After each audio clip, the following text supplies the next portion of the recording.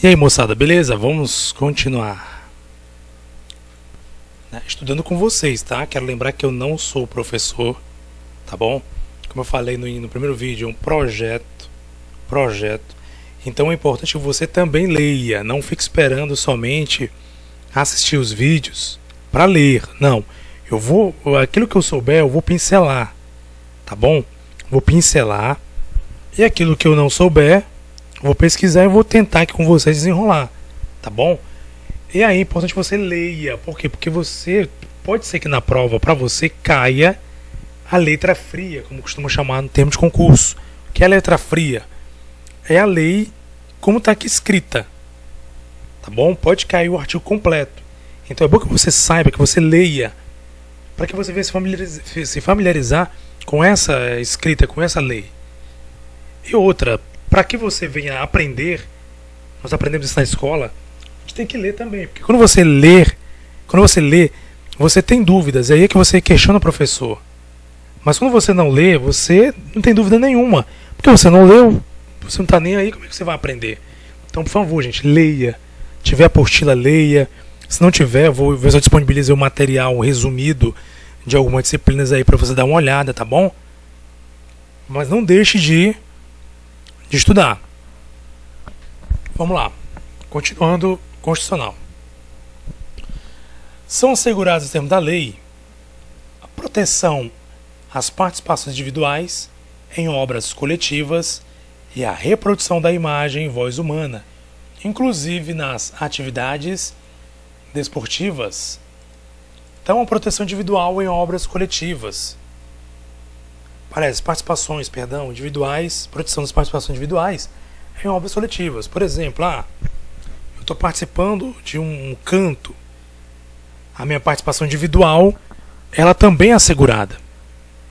A reprodução da imagem, ou seja, a foto, sua imagem, a voz humana também, não só a imagem, mas a voz, também ela é tema de nesse caso também da proteção que a gente falou agora, a gente falou no último vídeo, né, que é o direito autoral, é direito à proteção também, é o direito autoral, na verdade, a voz, imagem e também as participações individuais na obra coletiva. Só que é simples leitura mesmo, aqui eu acho que não vai cair muita coisa, eu vou dar uma lida, mas eu acho que dificilmente vai cair. O direito de fiscalização do aproveitamento econômico das obras que criarem ou de quem participarem,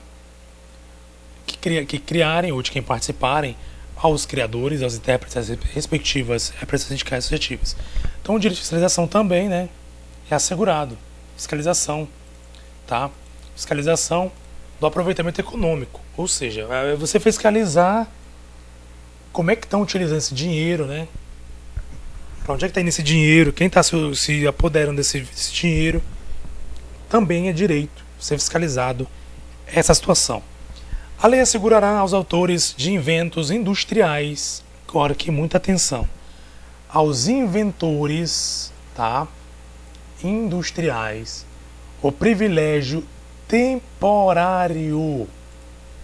Lembre-se, inventores industriais, privilégio temporário para sua utilização, bem como proteção às criações industriais, a propriedade das marcas, aos nomes das empresas e a outros signos distintivos, tendo em vista o interesse social e o desenvolvimento tecnológico e econômico do Brasil, do Brasil no caso. Destacando, inventos industriais. Você trabalha numa indústria, numa empresa, você inventou uma máquina, vamos supor assim, para você entender com mais clareza. Esse privilégio é temporário, ou seja, digamos, a lei vai estipular 10 anos. Então, esse invento, durante 10 anos, ele é seu. Após os 10 anos, você perde o direito sobre ele. É isso que está dizendo a lei. Nesse exemplo, claro, não estou dizendo que é 10 anos, estou dizendo aqui um exemplo. Um exemplo em que, de repente, a lei ela diga que você tem direito sobre 10 anos, então, esses 10 anos você tem direito segundo a lei, após 10 anos, não é mais seu, é da indústria, é do comércio, não é mais seu. Tá bom? proteção às criações industriais, à propriedade de marcas, aos nomes de empresas e outros signos distintivos. Ou seja, a marca todo mundo já sabe, né? A marca tem o nome da marca, ninguém pode plagiar o nome da marca. A marca é aquele pronto, aquele dono daquela marca, é o nome dela e pronto. Tá bom? Os nomes das empresas também, ninguém pode plagiar. Se a tua empresa tem um nome ali, você criou o nome, patenteou ela, é sua e acabou, ninguém pode plagiar. E outros signos. Ou seja, signo é o que? É uma imagem, uma figura, um desenho, uma letra, uma palavra, enfim, um signo que representa essa marca. Ela não pode ser plagiada também, ela não pode ser utilizada por outros sem a permissão do autor, do criador, tá bom? Mas você destaca aí o privilégio temporário.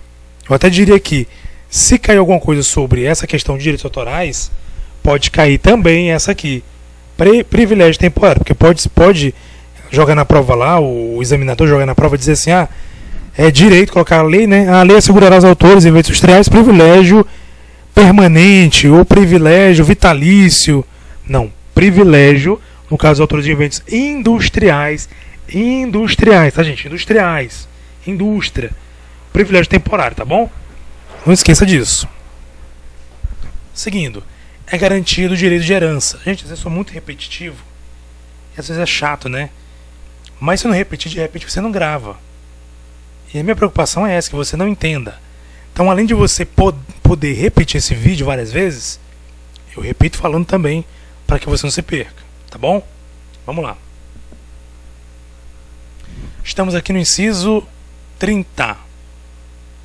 Inciso 30. É garantido o direito de herança. Herança. Simples, né? Todo mundo pode ter herança. Se você tem uma propriedade, você pode deixar de herança para o seu filho. Tranquilo. A sucessão de bens de estrangeiros situados no país será regulada pela lei brasileira em benefício do cônjuge ou dos filhos brasileiros, sempre que não lhe seja mais favorável a lei pessoal do decujus. Decujus é o que? O decujus é o falecido, tá? O que está dizendo aqui? Está dizendo que a sucessão de bens, ou seja, a questão da herança para estrangeiros que moram aqui no país, ela vai ser regulada em benefício do cônjuge, ou seja, do marido, da esposa, dos filhos brasileiros. Com detalhe, sempre que lhes não seja mais favorável a lei da pessoa de cujos. Como assim? O cara veio digamos, vamos citar um exemplo aqui. O cara veio da Itália. E aí tem filhos e esposa brasileiro. Ou filhos brasileiros. Não, de repente o cara veio da Itália com a esposa italiana, e aí o filho nasceu no Brasil e é brasileiro. Nasceu no Brasil é brasileiro. Pode ser filho de estrangeiro, se nasceu no Brasil é brasileiro, tá? Então, desde que o estrangeiro não esteja a serviço do seu país. Isso aí já é outra coisa que não vai cair na sua prova, então não se preocupe. Só para não deixar em aberto, para depois não dizer, o Jesus falou uma besteira. Não. Tá? Então, nasceu no Brasil. Vamos lá. Regra geral, ele é brasileiro. E aí, de repente, o filho brasileiro, ou os filhos brasileiros, ele acaba morrendo e deixa uma herança. E aí tem alguma lei sobre essa herança? Não sei, por alguma situação, ou então alguma intervenção, não sei. Acontece algum fato que a sucessão de bens, a lei ali ela vai falar sobre a sucessão de bens, e aí a lei vai dizer, né, vai declarar que aqueles filhos eles são herdeiros legítimos. De repente a lei do decujus, do italiano que morreu, de repente seja uma lei que favorece mais do que a lei do Brasil. Então, se a lei dele favorece melhor, então a lei vai ser aplicada à lei dele, do decujus, seja a lei do morto, falecido, vai ser aplicada, tá bom? Só isso tem que saber. Se a lei for melhor para o do falecido for melhor do que a lei do Brasil, vai ser aplicada a lei mais favorável a ele, tá bom? Porque a banca pode te dizer assim, sobre direito de herança, sempre vai ser aplicada a lei brasileira. Outra coisa, quando você vê a palavra sempre num concurso, tenha muito cuidado. Geralmente tem um erro na questão, geralmente, nem sempre, mas geralmente tem um erro na questão. O cara coloca lá, sempre vai ser aplicada a lei brasileira no caso de sucessão de bens de estrangeiros. Não, sempre não. Desde que a lei do estrangeiro, do de cujos, né, que veio de outro lugar, não seja mais favorável, tá bom? O Estado promoverá, na forma da lei, a defesa do consumidor. E nós temos, né, o Código de Defesa do Consumidor. Todos têm direito a receber dos órgãos públicos informações de interesse particular ou de interesse coletivo ou geral que serão prestadas no prazo da lei, sob pena de responsabilidade, ressalvadas aquelas cujo sigilo seja imprescindível à segurança da sociedade e do Estado. Regra, todos têm direito a receber dos órgãos públicos informações de seu interesse particular. Eu estou no processo administrativo. Eu estou aqui, eu passei no concurso, eu quero acompanhar como é que está a questão das chamadas. Você tem direito de receber desses órgãos públicos essa informação, que é interesse seu particular.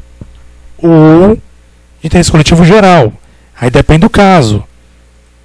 Digamos, interessa não só você, mas um grupo de pessoas, um grupo de concurseiros da PM do Pará. Aí esse grupo, os da PM do Pará, eles passaram no concurso público. E eles querem saber informação sobre o chão, como está sendo a chamada. O interesse público, coletivo, geral e o particular seu é atendido aqui. Você tem direito de receber informações. Tá bom? Que serão prestadas no prazo da lei. Se tiver uma lei que estipula, olha, o órgão tem até tantos dias para te dar essa informação. Ou tem que ser imediata. A lei vai estipular. Sob pena de responsabilidade. Eu pedi informação, tenho direito e o órgão não me cedeu. Então você pode, junto à justiça, exigir. Como? Como você vai exigir?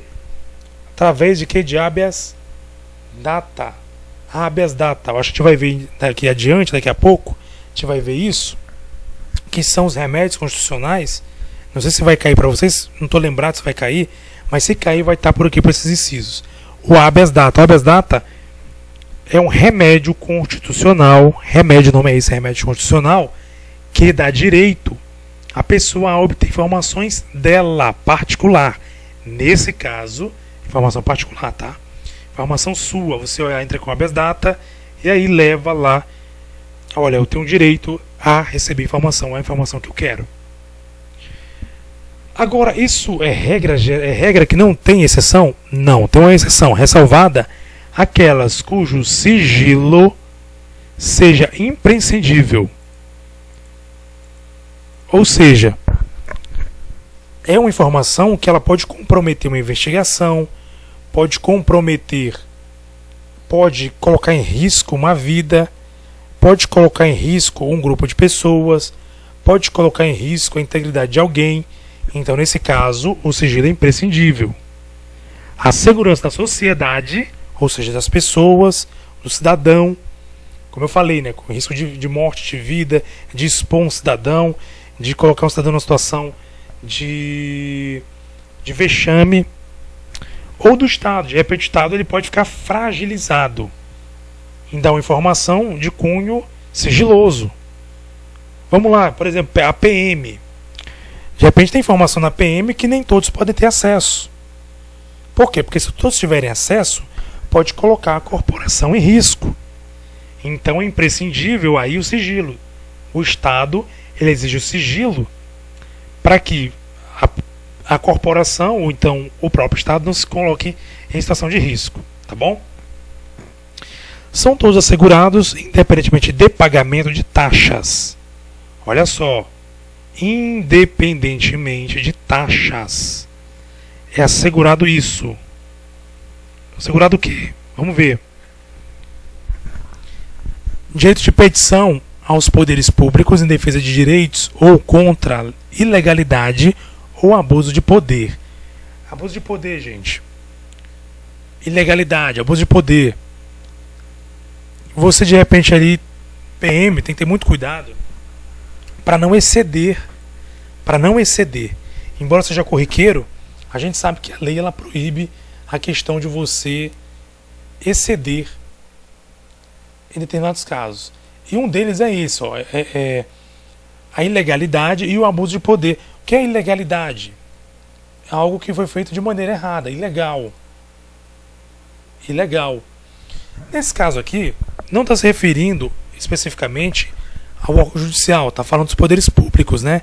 Poderes públicos, de repente, por exemplo, você passou no concurso, vamos supor, fez o concurso da PM, passou, mas aí você vê que alguém que passou depois de você foi chamado primeiro. Opa! Então você vai lá e faz uma petição, olha, eu quero fazer uma petição aqui contra a ilegalidade. Ou você viu algo errado, algo ilegal, e vai lá no órgão e faz a petição. Então você não paga a taxa por isso. Ou então abuso de poder. Houve um abuso de poder por parte de uma pessoa, de um ente público ou de um agente público. Então você tem direito a fazer uma petição e não é obrigado a pagar taxa. Independe taxa, tá bom? A obtenção de certidões em repartições públicas para a defesa de direitos e esclarecimento de situações de direito e interesse pessoal, tá bom? Pessoal. Aqui, obtenção de certidões. Uma certidão em repartição pública. Eu quero uma certidão, por exemplo, certidão para antecedentes criminais. Então você não é obrigado a pagar taxa. Você não pode, não deve pagar taxa. Você está isento de pagar taxa. Tá? Defesa de direitos e esclarecimento de situações de interesse pessoal. Tá bom?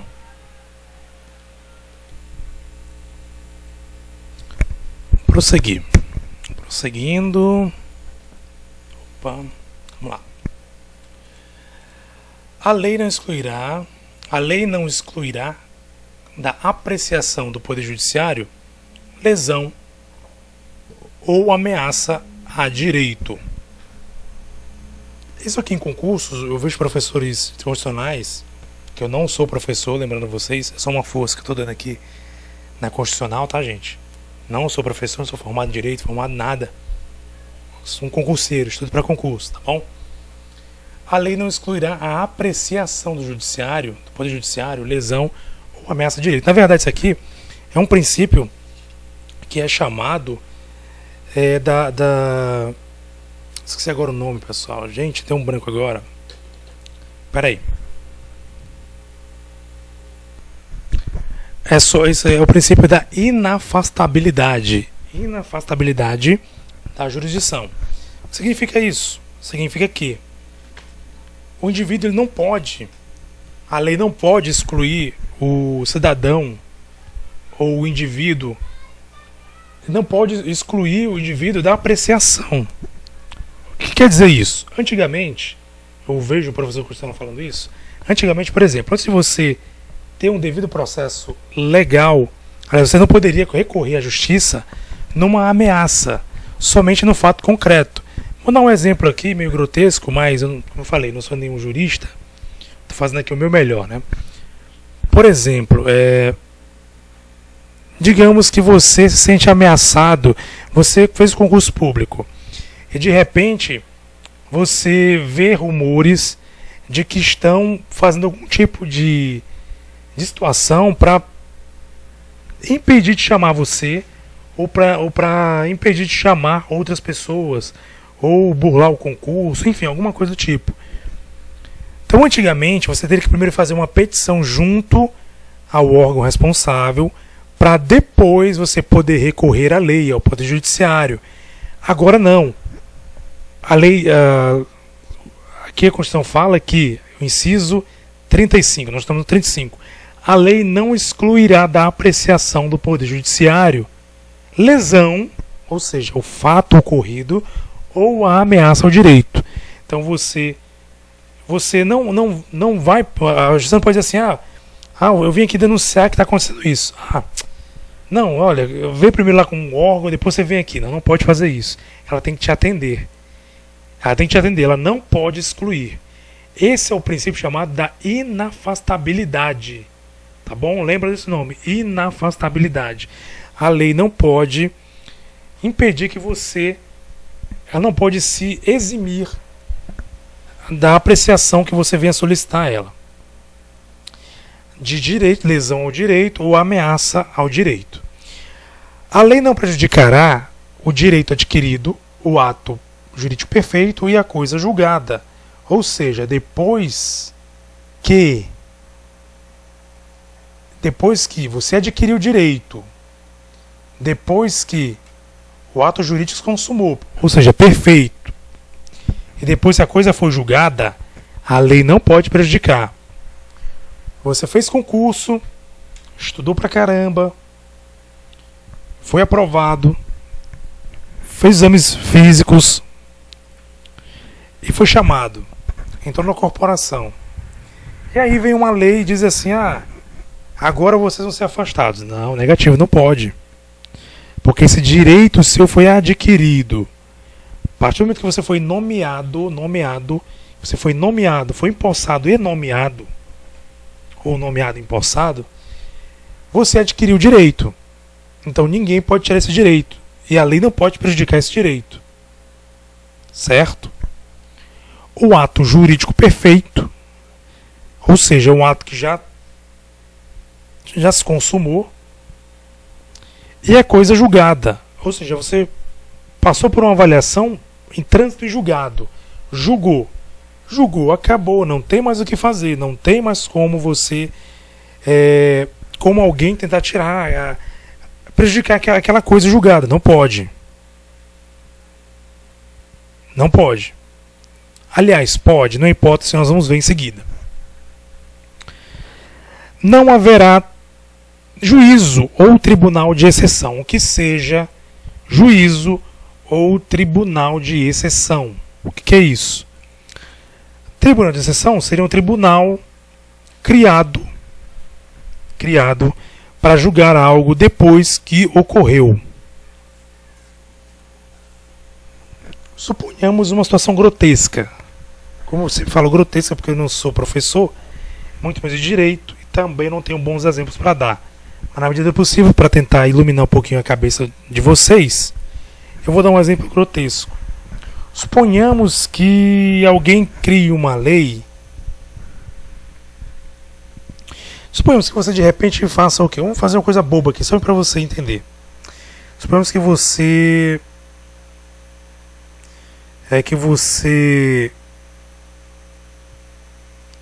coloque uma cadeira na porta da sua casa. Então a lei não te proíbe de colocar uma cadeira na porta da sua casa e sentar. E aí vem alguém depois: olha, você vai ser condenado. Pelo quê? Porque você colocou essa cadeira na porta da sua casa. Mas a lei não diz. Não dizia, agora tem uma lei que diz isso. Essa situação aí, primeiramente, ela é uma retroação, que a gente vai ler também mais adiante sobre a retroação. Nós vamos ver, talvez provavelmente na próxima vídeo ou áudio aula. Além de ser uma retroação, é uma exceção, não existe na lei isso. Então você não pode criar um tribunal para julgar aquela situação ali como exceção, não pode. Tinha que ter uma lei anterior. Ou então, é o seguinte, você matou uma pessoa, vamos aqui criar um tribunal para julgar você e condenar você. Mas isso não está na lei. Não pode. Não pode haver juízo ou tribunal de exceção. Só para você entender, tá? Leve mais em conta esse último exemplo que eu dei. Você ter uma lei que não está um crime que não está na lei e você criar um juízo para condenar alguém não estando isso na lei. Isso é um tribunal de exceção e não pode. Não haverá. É conhecida a instituição do júri com a organização que lhe dê a lei assegurados a plenitude de defesa, o sigilo das votações, a soberania dos veredictos, a competência para o julgamento dos crimes dolosos contra a vida.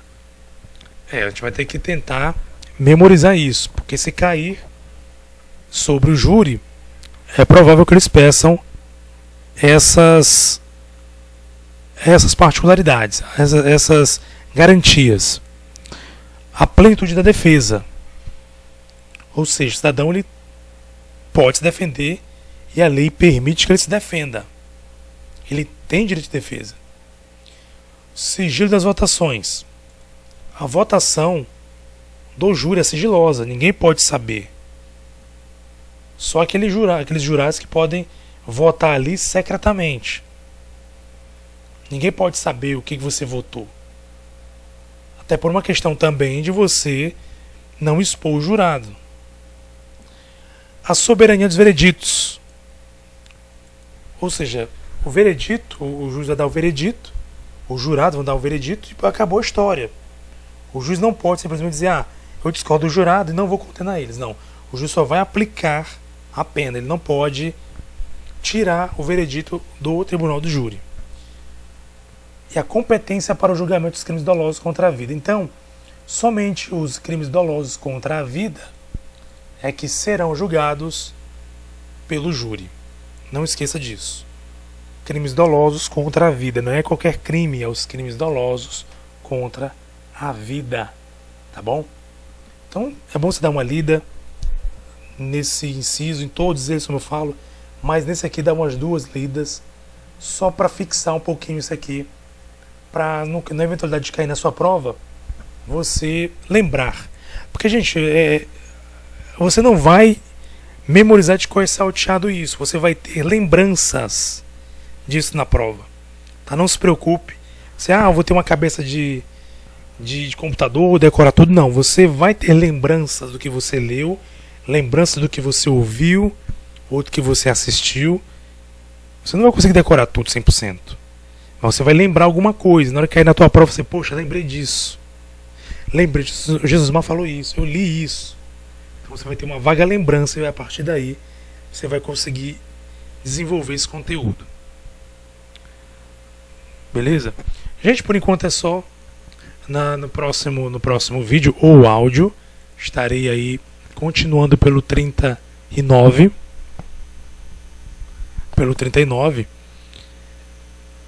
E enfim, vamos continuar para finalizar, tentar finalizar, que eu acho que não vai finalizar ainda, mas vamos seguir em frente com o constitucional.